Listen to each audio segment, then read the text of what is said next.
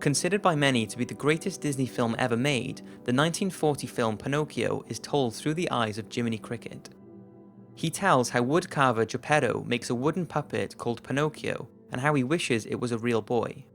Then one night he sees a shooting star and the next morning Pinocchio has come to life. One day when walking to school, Pinocchio is persuaded to join a travelling show where he performs with other puppets, and when he tries to return home to Geppetto, he is locked up by the owner of the travelling show.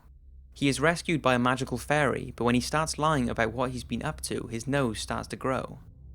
Eventually, Pinocchio and Jiminy Cricket return home, but discover Geppetto has gone to sea in search of him and has been swallowed by a whale. Pinocchio sets out to free Geppetto from the whale's belly, but drowns trying to save him. Because he has proved himself to be good though, he is brought back to life by the fairy and his puppet strings are removed, finally making him a real boy. The film is a classic, but the original Adventures of Pinocchio by Carlo Collodi, which the film is based on, tells a much darker story.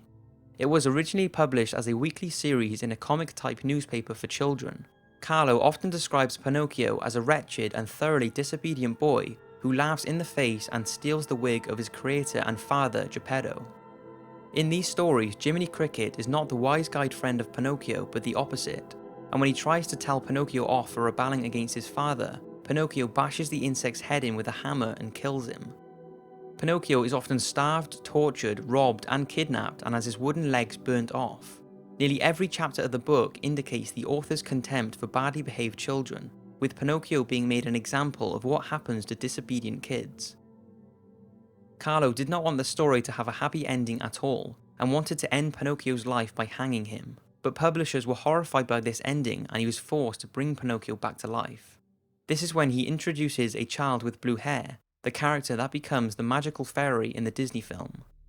But even after being brought back, the writer continued to endure torture and abuse upon Pinocchio in the stories, which thankfully was never shown in the film.